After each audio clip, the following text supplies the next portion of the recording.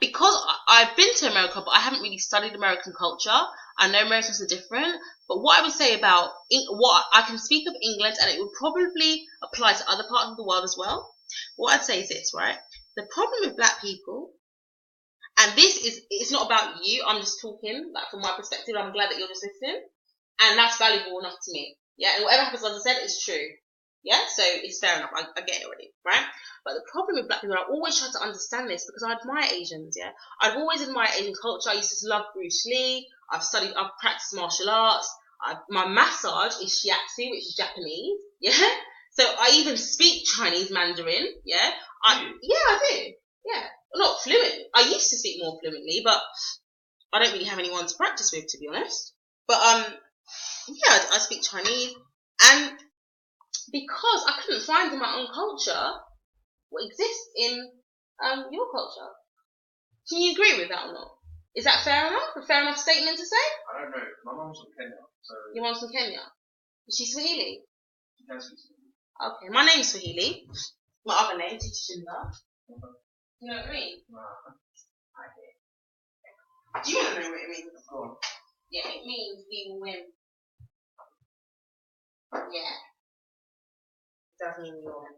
I don't know, I think all cultures are different, but all cultures are the same. Exactly. That's the beautiful thing. And the ugly thing.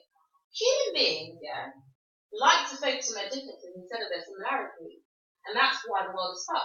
If everybody focused on what they love, yeah, I love talking, I love massage, I love sex, I love lots of things, I love drugs, which is why I do all those things, yeah?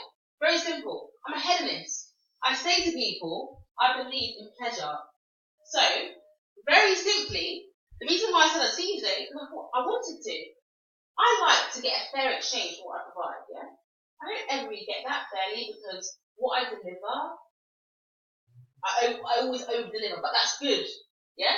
From my point, because it means that people are always going to come back because they know that I've given them more than they give me, so they kind of feel bad about that, and they can't in a good way, yeah?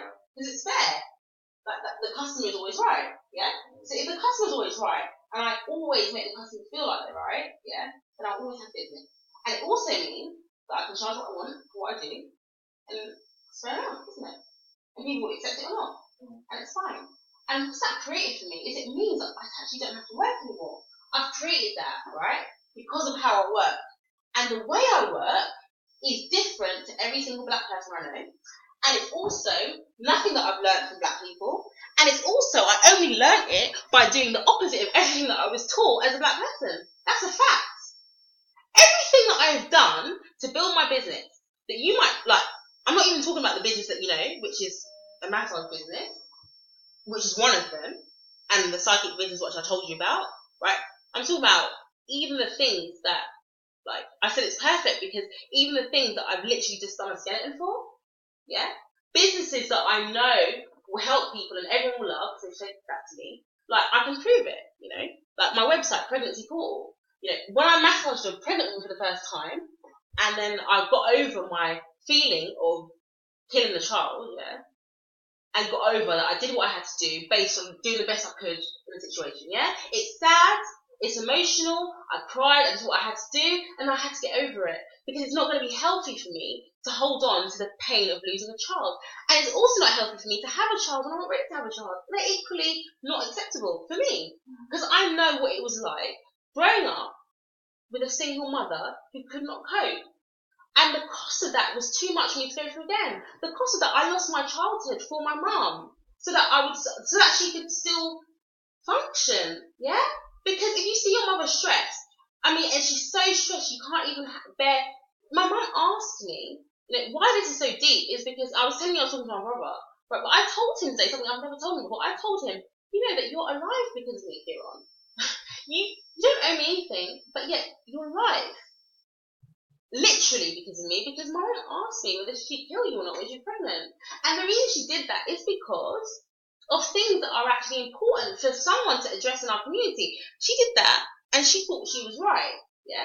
And I can understand that, because she found out, and maybe you'd agree, my mum found out that her partner, yeah, was using crack, yeah? And she didn't know anything about crack except what she'd seen on TV, yeah? And she thought, and she assumed, because of that as a crackhead, he would turn into the type of person that would steal from her or their family, and she didn't want that. So she was then faced with the decision she wanted to make. She put it on me to make, which wasn't necessarily fair on me, but then it's not necessarily fair on her. So she did what she had to do, and I did what I thought was right. As a child, I said, well, I don't think you should kill my brother that I've spent so much time thinking about and fantasizing about and wanting my whole life as an only child. There's no way I'm going to let you kill him. I will be his father. That's what I said as a child. I didn't understand what the value of that meant, but I stuck to my word the best I could, literally. And Asian people do that all the time. It's standard, isn't it? It's standard for you to take time off school to work in your dad's shop. Like, that would be a joke, isn't it? It's like, we can make jokes about that. It could be a comedy. This could be a fucking comedy. Do you know what I mean? Like, you even laughed when I said it, because it would be ludicrous for you to see that as abusive, wouldn't it? Because you get the reason behind it, don't you? That is what black people don't fucking understand. When I say that to black people, they don't get me. And the reason they don't get me, because they're not willing to do what it takes to make something work. They're not. They lie. And they know they're lying, but they're so good at it, they don't even, I can explain it, yeah? In the only way I can explain it to my brother. I say, you're a fucking liar, but so am I. We already know that. Do you agree or not? Yeah? I know why you lie. And the reason you lie is because you've been so psychologically abused by our grandma, which I know, that she taught you how to lie, because it's the only way you can protect yourself, yeah? So, when I'm calling you a liar, I know that normally lying has a negative connotation, but when I'm calling you a liar, my brother knows that I don't mean it in that way. Can you understand that? So, therefore, he responds to me in the way that is appropriate. So, it's true what you're saying. Not all black people are the same, because my brother's not the same. My brother is what most black people would call a bounty, yeah? Well, he's gay! For fuck's sake, like, black men aren't going to respect him.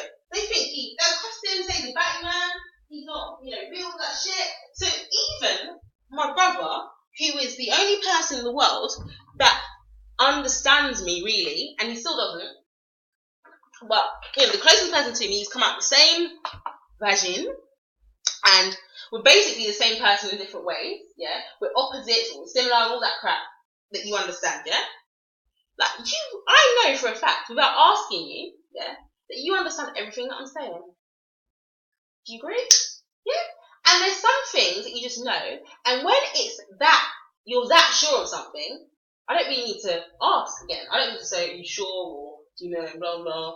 And I say to people, I don't really listen to people what they say, and sometimes I do, sometimes I don't.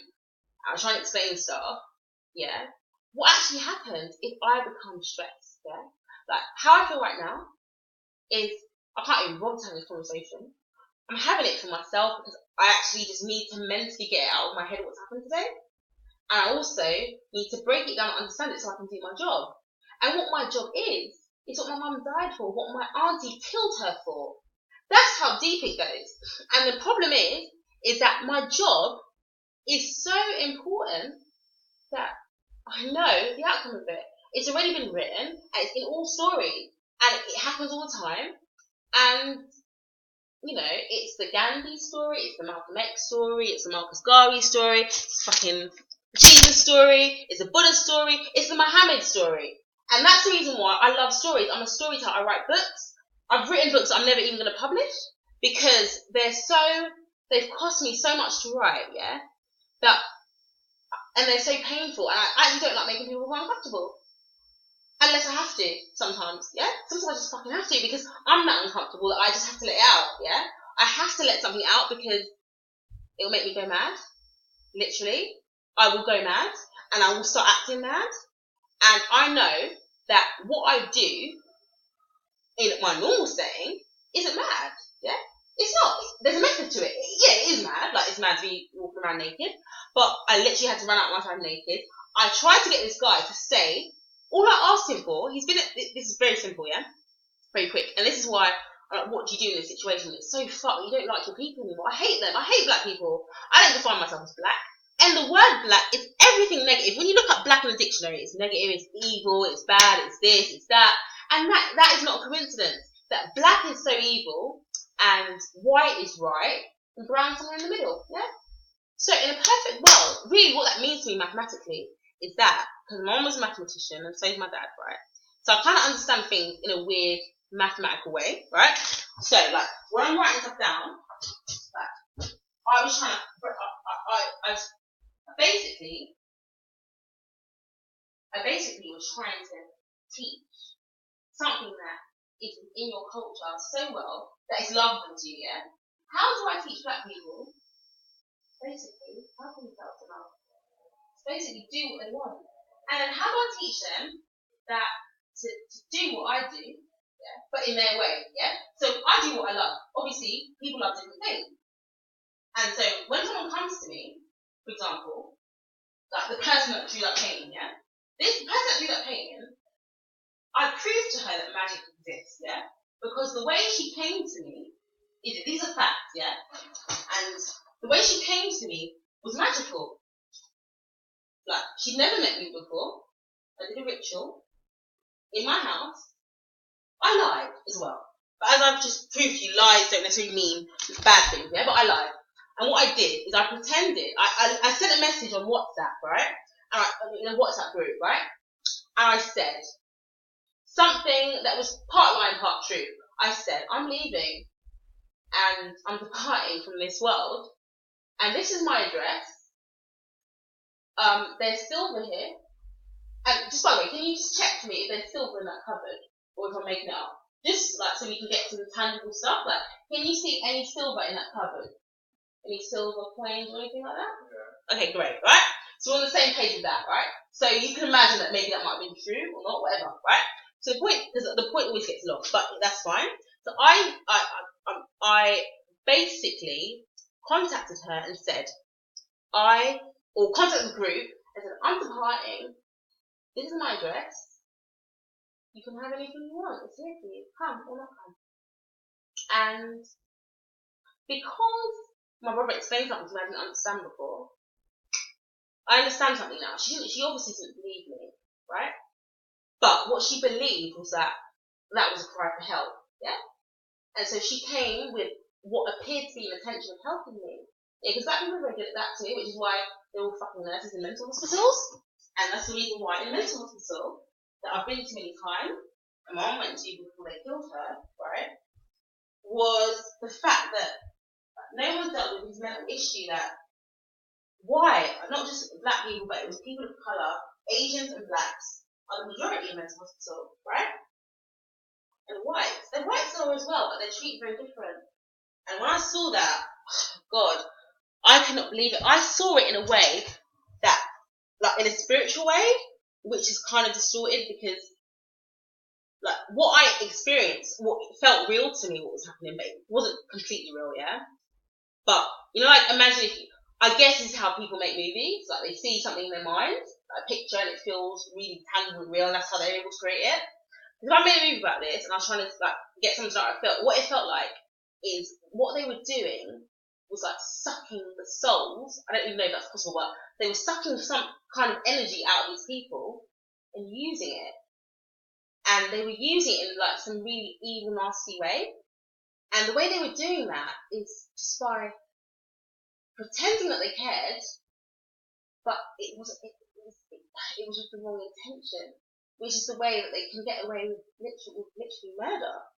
But it's legal murder because they've killed the essence of that person, yeah? But if the person thinks that's a good thing, then they'll happily accept it, isn't it?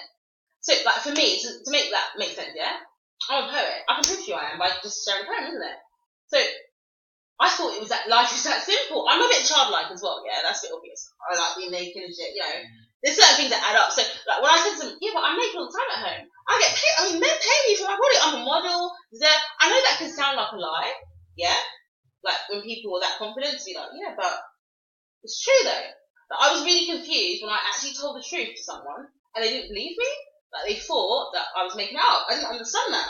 I was like, but I can prove everything I say. Look at my website. There's me on there. I wrote that website. I did that.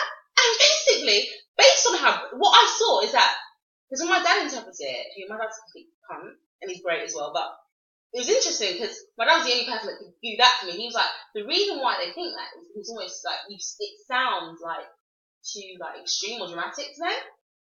Basically, it's like, my dad says all the time, if something's too good to be true, then it is. Well, that's a lie. Because everything I said was true. But they made it a lie. So that's actually magic. Or something evil. Not magic in a nice way, but in an evil way. It's like advertising. We understand that advertising is a lie, yeah? Like McDonald's is not healthy, is it?